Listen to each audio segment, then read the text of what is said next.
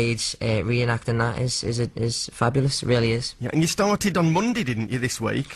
Yes, we opened Monday, which was a bit nerve-wracking, I've got to say. I go out there and I'm fooling myself a little bit, trying to get rid of the butterflies. But we got out there, I did it, give it my best shot, and the only important people were pleased, so that'll do me, you know. Do you read reviews?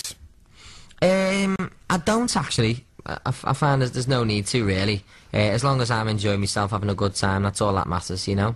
And I think you can get the vibe from the audience as well, can't you, really? Absolutely, and if they're stood up at the end clapping and cheering away, then you can't ask for any more, can you? No, it doesn't really matter what some snotty so-and-so's going to write in some posh newspaper if you've got a full house. Absolutely. What are reviews when you've got a full house and people standing up at the end? So, why not? Let's go for it. So which role are you actually playing in Dirty Dancing? I play the wonderful role of Billy Kostecki, which is Johnny's cousin, and he plays a fantastic role. He really does. He's the guy who introduces Baby and starts this whole story off. And then I sing also some fabulous songs from the film. I sing Still of the Night and Time of My Life, which again is the iconic song. And that's what they were all waiting for. Brilliant. And so are you still feeling your way in at the moment, being as it's only the first week, or do you feel like you've already nailed it? Absolutely, still feeling. I mean, you do. I mean, you are going to. For the first few weeks, you're going to start, you know, experimenting, feeling things, making sure that you feel comfortable, and putting your own twist on things, and then it becomes natural, and then you just do it, and you do it, and you do it. But again, keeping it fresh every night, enjoying it, and making the most of what you've got there. But as I say, because it's the theatre show, it's so much more than the film. You're there for Kellerman's summer season. You are a guest when you're watching. You become a visitor, and you become involved in the romance and the love and relationships, what happens in the show. And, you know, I've had people walk out crying, you know, really involved with it, because it is so close and personal. And is the West End version pretty faithful to the movie that everybody remembers? Absolutely, it really is, and so much more. And you'd come to see that, you completely understand what I'm saying. Because the show's about relationships, and that's what people tap into. That's where they find it, you know, it relates to them, because it's about love, it's about falling in love, it's about falling in and out of love, and everything else that goes along with it, and people go through that every single day, and that's what makes it special. And then obviously Time of My Life, they're all waiting for that moment, and then it kicks in, and by that time they're all stood up. So yeah, fabulous night, really good, really good. Must be a huge adrenaline rush doing that particular number. Oh, it is, yeah, but nerve-wracking as well, trying to, you know, make it, you know, what they've normally been used to hearing, but trying to make it special in your way, to give it your twist on it, you know, without taking it too far away from what the film is. And I'm sure there's a few thousand people giving you backing vocals anyway, aren't there, each night? Absolutely, you've got them in the audience singing it away, and so excited. I mean, the other night we had a lady, she was in the front row, and he comes running through, and the next minute he grabs Baby, and he's about to say the big line, and she says, you know, he's supposed to say, nobody puts Baby in a corner, and she just went, it was so silent, and she went, just say it, you know. Just like this, so excited about it. And then the song kicks in, and off we go. I mean, it is literally a plane that takes off and never lands, so it's great. Brilliant. And of course, this is profile-wise, the most serious role that you've played since this show. They should never have took it off, should they, eh? No, never, never. Because maybe some of you never... I haven't heard that song, I haven't heard that. Shall we listen to play it? For You got to do the air drums in a minute like you used to when it come on. Oh, wow. Are you ready?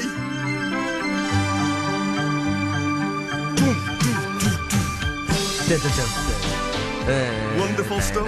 Yeah, now, maybe a whole generation of your fans don't even remember or weren't even born when you were winning all sorts of awards for Brookside. This is where it all happened for you. I think you were like 12 years old, weren't you? It was a very powerful storyline, wasn't it, about young Anthony Murray? It was, yeah, it was massive, and that was definitely when I learnt a lot of what I take with me today, you know, experience-wise. I mean, I met wonderful people like Dean Sullivan, Bernie Nolan, Neil Capel, all these fantastic actors and actresses that give me a lot of help and experience in what I do today, and it stays with me. And it won a load of awards. You won a load of awards. I remember I think you cleaned up one year at the Soap Awards, didn't you? You won about 4 or 5, I think.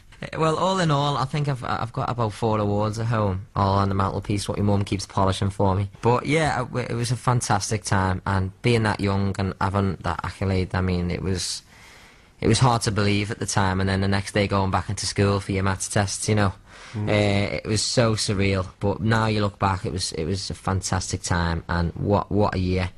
And I'm still going today, you know, which is, I'm really lucky. Testimony to you, that. Now, of course, there were like 3 or 4 years where you dropped out of the limelight. I'm sure you were still working. So how difficult was that after you'd been on such a high-profile thing? You know, as you say, going to school every day, and you'd been on Brookside in front of millions of people, won all these awards.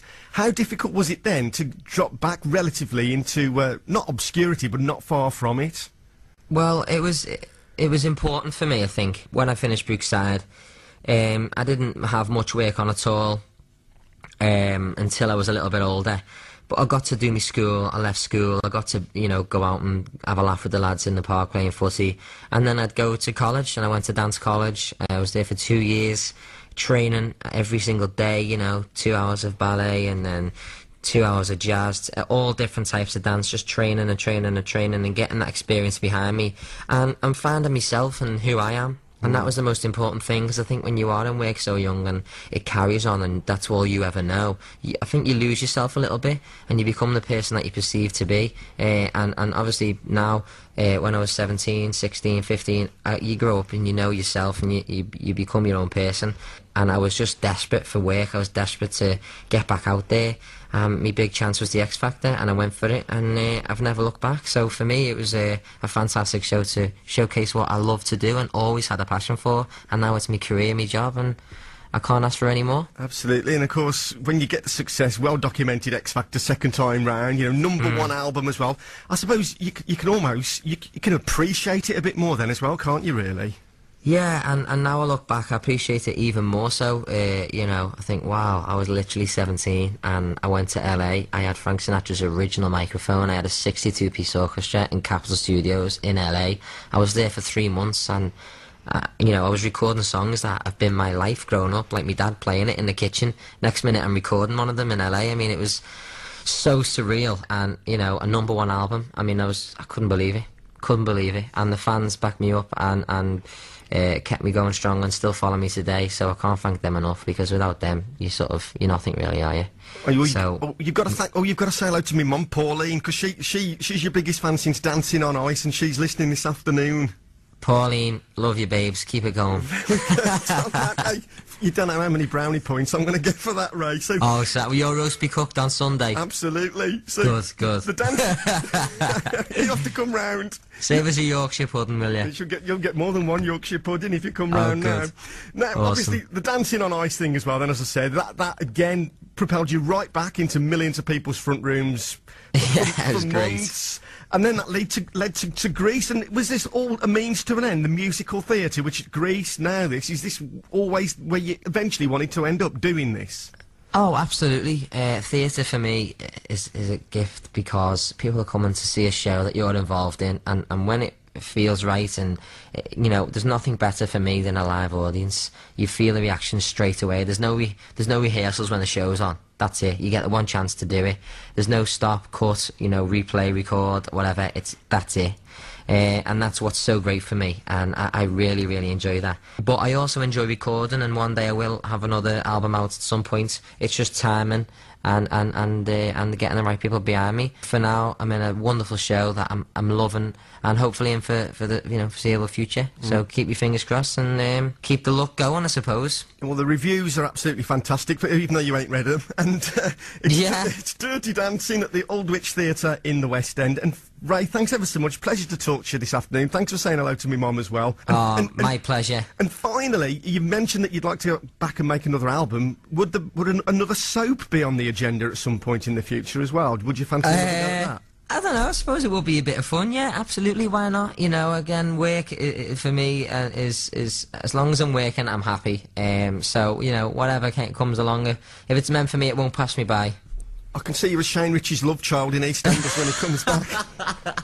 Love Shane Ritchie. Yeah, absolutely, why not? Why not? Ray Quinn, thanks ever so much. Nice one, fella. Take it easy. Top man, Ray. And coming up in the